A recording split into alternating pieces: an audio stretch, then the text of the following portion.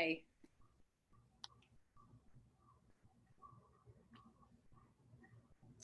Hello. Hi, I'm so happy to see you. I love that I get to say hi to you twice. I'm like, hello. I am so happy to be here. I've been looking forward to this like all week. Yay! That's awesome. Have a friendly chat with one of the most amazing women I've ever met, and it'll be awesome. Oh, thank you. Well, I am so pleased that I get to share your beautiful work with my audience. It's just such a delight. So, would you please introduce yourself and tell people a little bit about you and what you're up to? Sure. My name is Samra Zafar. Thank you for having me. I'm truly, truly thrilled to be here. So, I'm a public speaker and I'm an author, and that's my book in the background. And I'll tell you what it's about. I was a child bride in a forced marriage at the age of 16. I grew up in a small town in Abu Dhabi. I'm originally from Pakistan. And at the age of 16, my mom came into my room and told me that, Samra, you're going to get married in a few months. And I became a teenage bride, a teenage mom in a strange country. So I was shipped off to Canada as a child bride and didn't have family here. It was a very oppressive, very abusive marriage. Wasn't allowed to go to school, make friends, have any kind of independence. And it took me 10 years to fight my way out of that, completing high school through distance learning, running a daycare at home because I wasn't allowed to get a job outside, and saving money for my school, and eventually starting university, and then learning what was happening to me was abuse and it wasn't okay. And I did deserve better. And I had rights as a woman, as a human being. And also, I didn't want my daughters, I have two girls, I didn't want them to grow up thinking that that was okay for any reason, especially because of their gender. So I left the marriage when I was 28. So after 12 years of marriage and two kids, and thereby started my new life. And when I left marriage, I was in second year of undergrad. I was working 4 or 5 multiple jobs on minimum wage and trying to make ends meet and raising my girls and going to school full time. It was really, really hard. But I was, just that fire in me was, I need to go to school. I need to, like, if I don't believe in my dreams, who will? Even if there's a tiny chance I can succeed, I want to take that chance. And eventually it all hard work paid off, and I graduated as a top student in the entire university, won several awards and scholarships. And at that point, there was this hunger in me that this is not fair. This doesn't just happen to me. This is the story of so many women and girls around the world who continue to suffer in silence and feel that they can't do better, or their life has ended, or they're told that they don't deserve better. And I wanted to do my part to make a difference. So I started sharing my story 7 years ago when I graduated from university. And I thought might help some people, like small blogs and little articles here and there, or small speaking events here and there. And over the years, it's snowballed into a global advocacy where I do a lot of work as a speaker internationally, an ambassador for various charities. And my book came out last year, which is now a bestseller and is being turned into a movie. Yay! And and I'm doing a lot of work on social media and to help a lot of women, and developing online courses to heal from trauma, especially as it relates to domestic violence. So this is like right up my alley. And I'm so glad. And like, Oh, your story is just, every time I hear you talk about it, I'm like, what the hell? Like, wow. So born rebel, that's right. Natural born rebel indeed. Like, that's what we're talking about. So you have this spirit in you that, like, so a lot of times when I talk to women, they're like, well, rebellion's sort of like this, we've given women this image that rebellion is like this sort of sex, drugs, rock and roll, I'm smoking behind the school, like I'm a troublemaker kind of person. But that's not what it is. No, not at all. Can you talk a little bit about that inner fire in you? Like, you clearly have surmounted violence and abuse and illiteracy and not having anything, right? Nothing. And you taught yourself how to do all of these incredible things while you were running a business, by the way. So for any of you business owners out there who listen to me, if someone can live in an arranged child marriage and run a childcare, I'm pretty sure you can run your business. You're fine. Like, come on already. Oh, what other business I ran when I was on campus as a single mom after I'd left the marriage, and I was trying to find ways to make ends meet, I actually started to sell homemade butter chicken and biryani to students on campus Oh, nice. to make ends meet, because I'm like, I know how to cook well, so there's something I can monetize Listen, here. that's amazing. So what is that fire? Like, what is that thing that makes you go, well, I know how to cook, so I'm going to sell butter chicken to the students? Like, what is that fire? What happens in you? What do you tap into? I'm an eternal optimist, and I always believe that no matter what life throws at you, there's always a way. There's always a way through that roadblock, or under it, or over it, or around it. But it's just, you got to think outside of the box, and you have to find it. Like, I refuse to take no for an answer. I've always been very determined and hard-headed. And when you think about rebellion, I think that's what rebellion is. Like, even as a young girl growing up, I was told that my dreams aren't valid because I'm a girl. I was told that all my cousins and everybody were dreaming about their wedding day, and I would be dreaming about going to Harvard or Stanford and changing the world, and really getting the best of education. And oftentimes told that, well, stay in your limits, but don't forget you're a girl. But I always was like, no, why should I limit myself? Like, why can I not make dream big? Why can't I do what someone else is? It's not like, the people who are doing it have something special in them that I don't have. I just refuse to believe that.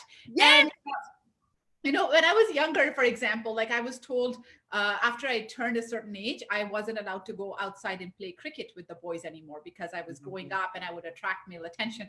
So I was like, okay, fine, I'll just start my own girls' cricket team in my school. And I did that.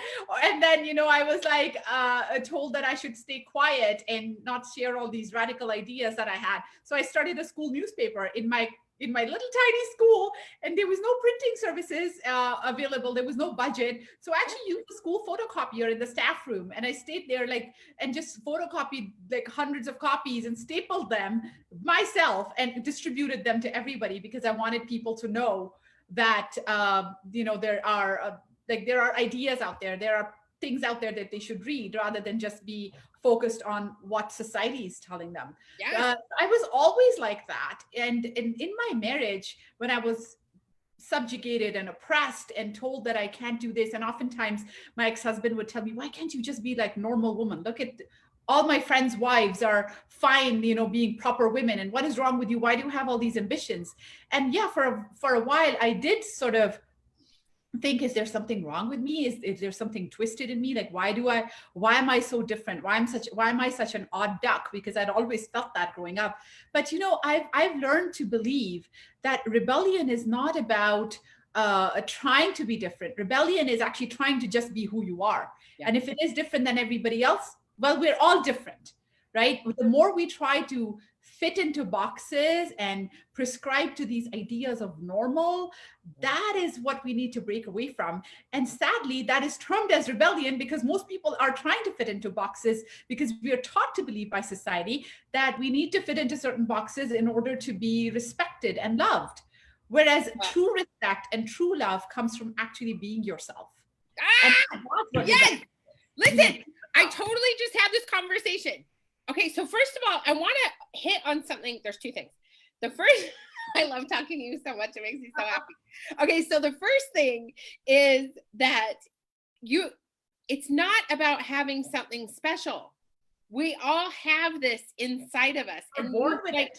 We are born with it. All of us, as women in particular, are born with it. Boys are born with it. Girls are born with it. But the difference is women are trained to believe that only special women are able to rise above or use their voice or engage in their rebellion. Only certain women, like famous women or rich women. That is unflipping true. That is the most absolute BS that I've ever heard. When I go up there and speak, and before I wrote my book, a lot of women would write to me or come up to me and say, yeah, you can do it because you're so strong and you're so special and you have something that, you have what it takes and I don't. And it would infuriate me. I was like, you do. Because just because I'm standing here today, don't compare my end to your beginning. So when I started, when I started writing my book, I was like, I want to be as absolutely raw and vulnerable and real in this book as possible. So I went into all of the depths of fear, the vulnerabilities that I faced, the barriers that I had, the thoughts that I had, the fear that was holding me back, the times I went back and forth, the mistakes that I made, the things that I wasn't proud of. Like there was a time, like I left my marriage 5 times and went back, and I was sent back before I finally left. And even that after I'd finally left, there was a time when I actually went back and begged him to take me back because I was so overwhelmed with the amount of shame that was inflicted upon me by my family and my community.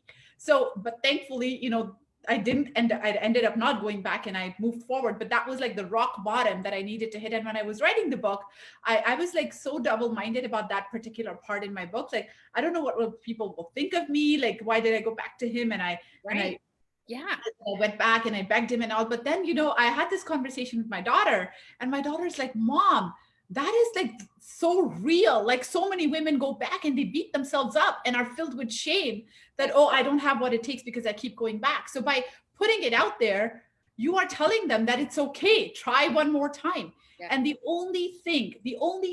there's nothing special, no special ingredient that I have, except that I never stopped trying one more time.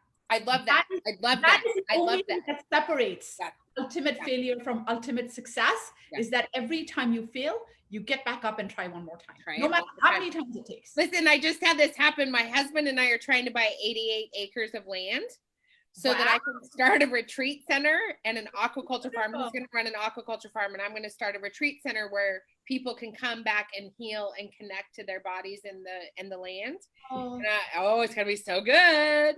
We're trying to buy this 88 acres. And do you know the seller? Can I be your first client? Yes, you can. Yes.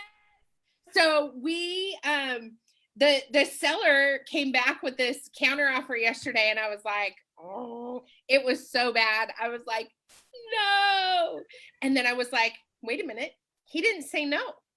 He didn't say, no, I'm not going to do this. He said, this is what I'm willing to do. And I was like, there's a way around this, right? I'm not giving up. I'm not ready. I got a GoFundMe. People are donating my GoFundMe. Like, I got things going on to make this happen. Wow. And it's that not giving up that is the rebellion, right? It's the not giving up that is the critical piece. And I really want to dig into this a little bit for women that are watching in particular. Don't compare my end to your beginning is so critical, because people all the time are like, but you're Missy Bird. And I'm like, no, actually, I'm just this hooligan kid who grew up in Park City, Utah, who tried to drop out of school 157,000 times and, never gave up on myself, right? I tried. I really made a solid effort to give up on myself many times, but I just kept having to push. There was this thing in me that was like, no, Missy, keep going. So tell me, what is the best advice you could give to women who are in that desolate place where they want to give up, where they think this is all I am made for? You know what? That is the moment. That desolate place is the moment of decision. It's the moment of truth. That's the moment you need to grab yourself and be your own mom and tell yourself that, no, I'm not going to give up. I'm going to try one more time. Because you know what? It is okay to feel afraid. It is okay to have self-doubt. Confidence and courage is not the absence of fear and self-doubt. Oh, say it louder, sis. Knowing that, yes, I'm afraid, I'm terrified, I'm filled with self-doubt. I have no idea how this will work. I have no idea if, tomorrow I might fall flat on my face and completely crash and burn. That is a possibility, but I will never know if I don't try. Even if there's a little chance I can make it, I'm going to take that chance. Yes. So it's about knowing you're afraid, knowing all the self-doubt, acknowledging it, and doing it anyway. And back up one more time, every time. And, I have had those situations. There was a time when I was about to end my life. There was a time when I thought there's nothing would happen. This is my life forever. I just don't want to go on. There were so many times when I felt just absolutely, utterly hopeless, that no matter, I tried to get into university. So I wasn't allowed to go to high school. I hadn't even finished my high school when I got married. I was in grade 11. Right. So I completed high school. through distance learning. So I would do all my chores in the daytime, and then I ordered my courses through Independent Learning Center.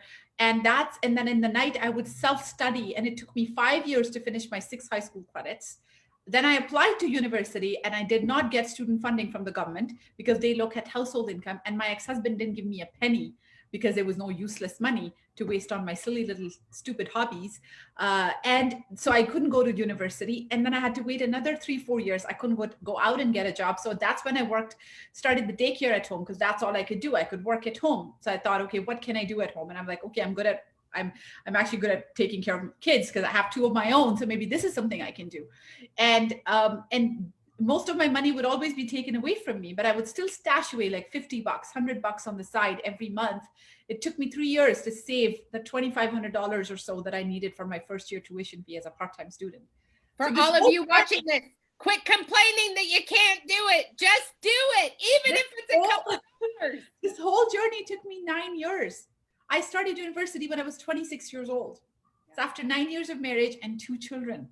Yeah. And that's when I stumbled upon the Health and Counseling Center walking on campus one day. There was a sign that said, do you feel intimidated? You've lost your voice. You can't go on. You're living in fear. And that sign just spoke to me. And then I went in and made an appointment, and I was sitting across from my counselor. And that's the first time I learned what was happening to me was abuse, that it wasn't my fault. I deserved better. There were options.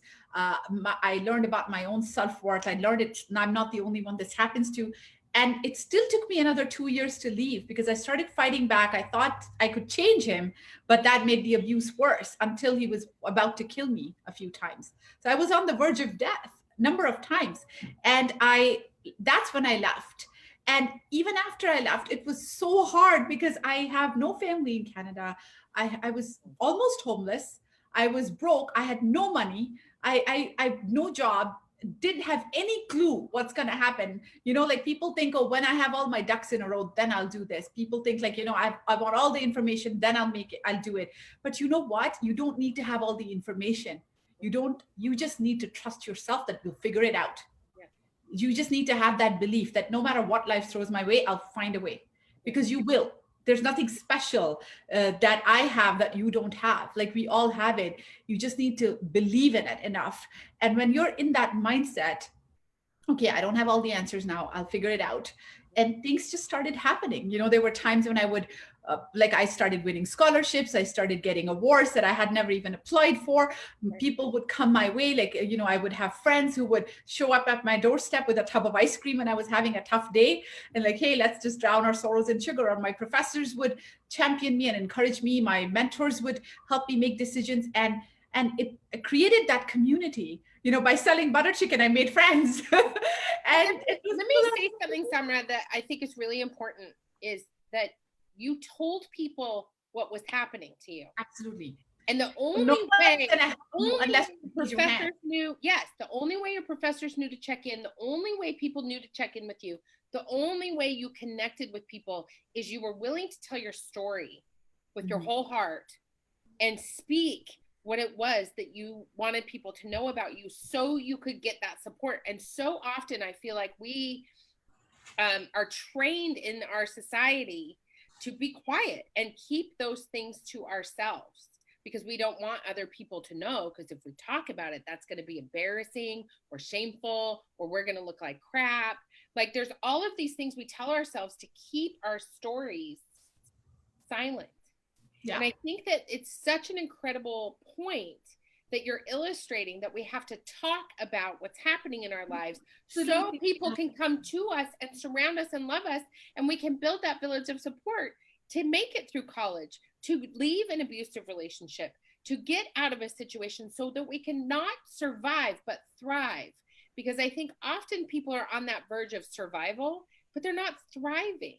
And you can't thrive without building a village. Absolutely. And I can't agree with you more, because it is, no one's going to come to help you if you don't ask for help. And we are trained to believe, especially as women, that our vulnerability makes us weak. Our stories are shameful. Like in some way, shape or form, the fact that we are, the fact that we are putting ourselves out there somehow makes us look weak. But in essence, our stories and our vulnerabilities are our strength. And when you put yourself out there, that's when you create your village. Like I talked about it with my professors. I talked about what was going on with my friends. I was like, this is what I'm trying to do. And those people respected me, that, okay, this is a woman who's trying to make a better life. She was dealt a hand of cards that was probably not the best, but she's trying to make a better life. She's trying to change it. And I want to help along.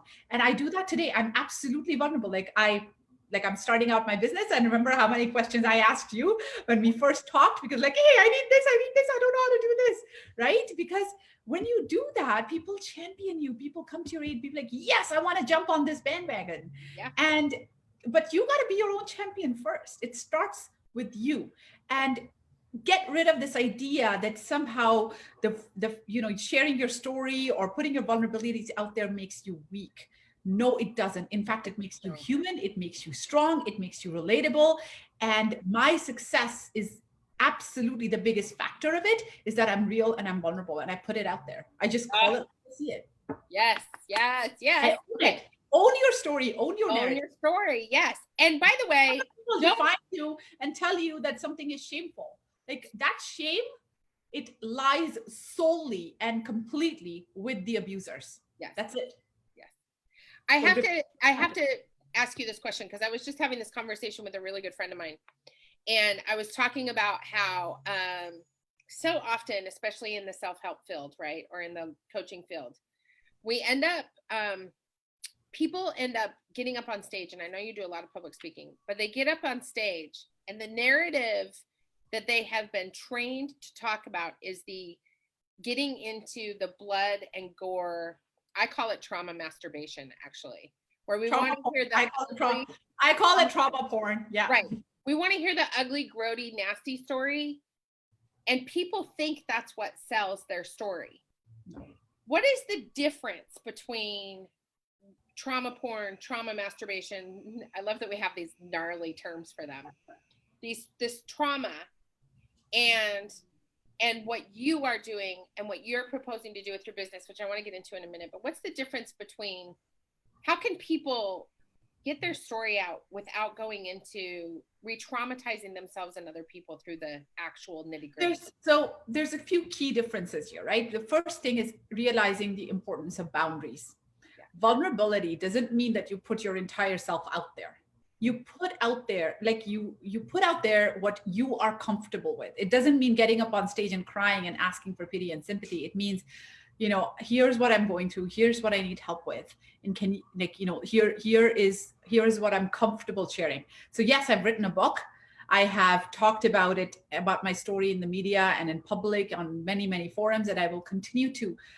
But there is still a lot to it that I'm not comfortable sharing, at least in public. There is a lot to it that I might share with you, Missy, in private one-on-one conversation, but not necessarily, write a book about it.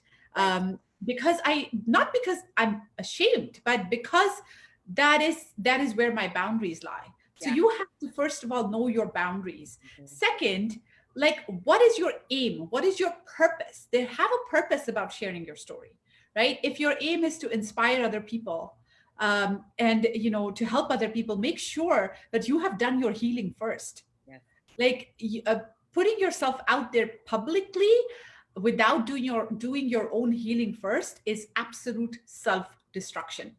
Because it's one thing to talk to friends and family that you trust who will help you in that healing journey. Absolutely, by all means do that, right? But when you put yourself out there publicly, you're fair game to a lot of backlash, a lot of hate, a lot of that kind of stuff. And it is imperative that you have a very strong core of self-esteem and you have a thick skin. Because, even when I did my first TED Talk, if you read some of the comments on that YouTube video, I was like flabbergasted. Like I'm talking about my experience with abuse and how to educate children about early signs of abusive behavior, and people are commenting on my clothing and my looks and saying, oh, she must have done something to deserve it. But luckily I've been doing it for long enough to know that, okay, you know what, this is just social media trolls, and I'm not going to let that affect me. And that's their problem, not mine. Yeah. So that will happen. But had I shared my story before I was ready, it would have destroyed me. Right. It would Yeah. have destroyed me. I'm like, because I would be looking for validation from other people Right. instead of giving that validation to myself. Right. So do your healing first and have a purpose. Why are you doing this? Like, my purpose, my why is because I know my story isn't just mine. And I'm trying to help and empower and inspire other women to know that there is a lot of life after trauma.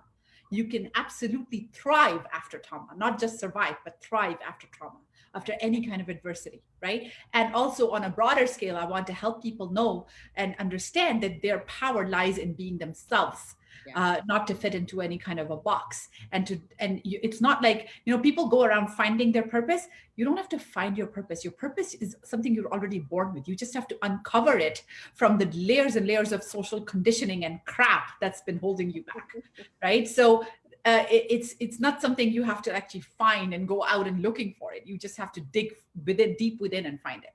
And I've always been a teacher. I've always been an educator. I've always been someone who's passionate about helping people. Like, even as a young kid, when we would go on to vacations, for vacations to Pakistan, and I would see the child labor and the people or the kids working on the streets and begging, I would actually cry in pain.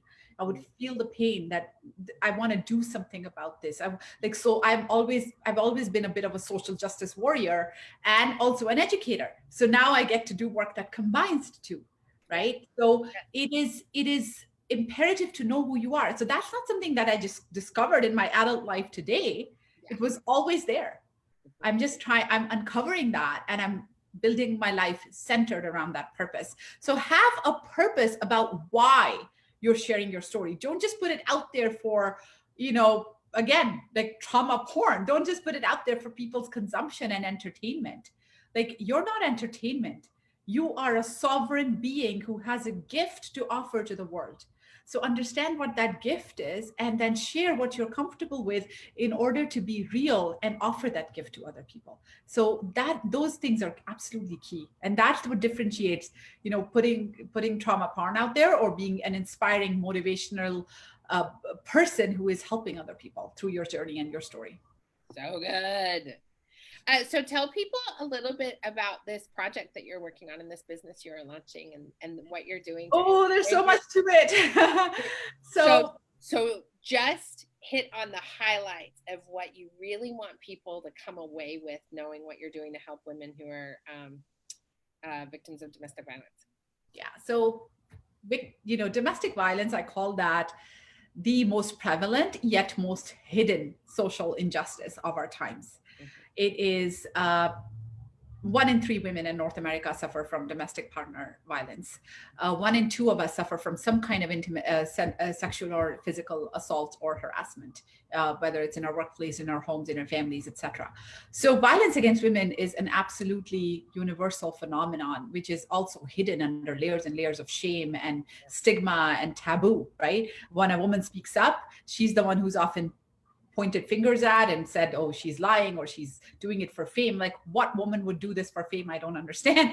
But that's what we need to change the narrative on. And I think the biggest thing is showing women that they can thrive instead of just survive. Like, a lot of women stay back because they don't know what lies ahead. They don't know how to move forward. They don't know, that there can be a beautiful life after even insurmountable adversity and trauma. You can absolutely heal. Like, that is in you. That's inherently a human spirit. Just like your wounds on your skin can heal, wounds on your soul can heal too, but you have to take the charge for it. And that's really what my business is about. So I'm developing an online course that will help women heal from trauma and really thrive in their lives, based on my personal experience, as well as the work that I've been doing over the past 7 or 8 years around the world. And then also another parallel to that is the impact on children. So my older daughter struggles with mental health issues and trauma because of the abuse that she saw as a kid. And we went through a lot of turmoil as a family and came through and persevered. So she and I are co-developing a course for parents to be more empathetic towards their children who are struggling with any kind of mental health issues, whether it stems from trauma or other issues. Okay. But like, what does empathy look like? As parents, we often get into problem solving mode. I want to solve the problem for my child. I used to do that all the time. I would tell her, like, what are you complaining about? I was married when I was your age. And one day she said to me, Mom, just because you had different problems does not mean that my problems aren't valid. So I've learned through that time that empathy is not about solving problems. Empathy is about being there and holding space and making the other person feel safe and not alone. And that is such a hard thing to do as a parent. Very hard, because you're like, you feel like into that comparison thing. Yeah, you want to solve everything for them. You want to, but by solving their problems, you're actually giving them a message that they're not capable of solving their own problems, and it actually backfires. So that's the other course that I'm building. And there's more stuff in the pipeline, but essentially that's the mission I'm on, and like the book is a great start to that, and but it's really to encourage women to really claim their power, and especially claim their healing power, and be the champion that they need to be for themselves. So great. Okay, I have this question for you. It came to me while I was thinking about talking to you today. And it's how I want to close up this conversation. What is one thing that, you speak a lot, and there's a lot of you out there in the world. What is one thing you've never said that you want women to know? Okay. This is a big one for me. How many times we often hear the question, what would you say to your younger self? Right? Yeah. And I lived with that for a long time.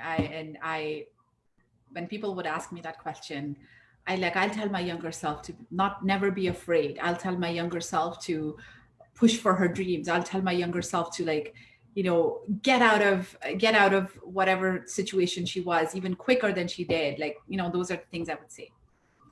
And then it was almost coming from a place of what she did was not adequate. So I need to tell her all of this, right? And when I finished writing my book, my editor sent me the book cover, and I'll just pick this up. So this is actually my wedding picture. This is me. Oh, wow. At the age of 17. And I'm sitting beside my ex-husband, who's like this giant man, much older than me. And I felt very powerless and weak. So my editor sent me the picture. This is going to be the book cover. And I just lost it. I was like, no. I don't want this. I don't want people to see this weak, powerless version of me. I am this beautiful, strong woman with my blue dress and red heels. And that's the Samra that I want the world to see. And I realized that those feelings are coming from a place of shame. I was ashamed of this girl, as if she was inadequate, as if she didn't do enough. I was not owning her, right? And my editor said, Samra, take a few days and let's talk on Monday. Coincidentally, that weekend, I was invited to do a keynote speech at a graduation ceremony for a college. And this is like a grade 13 level college. So these are all our kids who are 17-year-olds, exactly how old I was in that picture. Yeah. So I went up on stage, I did my speech of believe in yourself and, push for your dreams and never give up and all those fancy things. So I was sitting on stage after my speech as part of the procession, and all these kids are coming up to get their diplomas and their degrees, and they're giving me high fives and hugs and we're taking selfies and all. And I looked at all of them and I asked myself this question, that if what happened to me in this picture happens to any of these kids, will I be any less loving towards them? Will I think they're less worthy of not being on a book cover? Or would I think there's something to be ashamed about them? Would I be ashamed of them in any way? And the answer was no. And I was like, then why am I thinking this way about myself? So I went back to my hotel after the event. I pulled up this book cover on my phone, and I sat for half an hour crying and simply saying thank you to that girl. And I said, thank you for not giving up. Thank you for keep keeping on fighting. Thank you for burning the midnight oil and studying when the entire world was against you. Because if she hadn't done all that, I wouldn't even exist. And I called my editor on Monday and I said, you know what, Kate, if it's between me and her, she's the real hero of the story. And she deserves to be on that cover. And I'm not at all ashamed. I'm absolutely proud of her. So when now someone asks me, what would you say to your younger self? I just say, I would say, thank you. And I'm proud of you. And I think that's the message I want to leave the women here with is be proud of yourself. Be utterly proud of your journey. Don't short sell yourself. Don't beat yourself up for mistakes you've made or things that you regret, because you know what? Those mistakes are the key lessons that have made you who you are today. So own it. Own those pitfalls, own those setbacks, own your story, own your struggles, own your narrative, and use them to your advantage. And be proud that you've come this far, despite everything you've gone through. And you can go through different things, you can go through insurmountable adversity, but you can choose to come out bitter. Instead of bitter, you can choose to come out better. You can choose love over hate, and that love starts with you. So give yourself that love, give yourself that compassion and that empathy, and love yourself so fiercely and unconditionally that you will never accept anything less than that from other people around you. So good. I just love you. I love you too. How can people find you? They want to follow my you. website. It's my name, samrazafar.com. And follow me on Instagram. I am very active on Insta, and I'm trying to build my following now too. So I'm always putting out videos. I'm always putting out, messages, etc. I'm also going to be starting to do Instagram lives at least 2 or 3 times a week. So that's a great way to engage with me and ask me any questions and just, build a community of support. Oh, I'm so sorry. No, it's good. It's just what you said is just so much. What I tell my clients all the time, and what I tell these women that I get to teach and work with all the time, and it's what I say when I talk to people, is that we have this idea that we've got to put our little selves in a corner and tell them to shush it. And what's really true is our little selves are the reason we are walking here today, because they did not give up. And you know what I do now is, like, when that little Samra in me starts to act for attention or something, I just, instead of beating her up, like, come on, like, no, like, what is wrong with me? Yeah. Why am I still feeling this way? You hug her. Exactly. I literally give myself hugs. Yeah. For example, like during this pandemic, one of the things that happened to me is a few weeks ago, I was doing my hair and suddenly I had this memory of my ex-husband hitting me because some of my hair escaped from my hijab when we were in a mall. And I was just like, why is this happening to me now? And instead of, like, going into default mode, like, come on, get over it. What is wrong with you? I was like, you know what? I just need compassion. I just need hugs. I just need love right now. I need to love myself, because it's okay to feel this way. You never move on from trauma, you move on with it. But you learn how to manage it. You learn how to give yourself that love and kindness in that moment, knowing that, okay, this is what you need. Like, that exactly how you would do for your kids. If your child is hurt, would you say, come on, get over it? Why are you hurt? Why are you crying? No, you Some people would. right? You need to give them that compassion. Oh, it's so good. You need to do that for yourself. So anyway, follow me on Insta. My website is samrazafar.com. The book links are there. And I'm just so, like, write to me. Like, I love hearing from people. So that's what I thrive on. So please do not hesitate to write to me and just reach out. Thank you so much, love. Hang tight, okay? Yes, you too.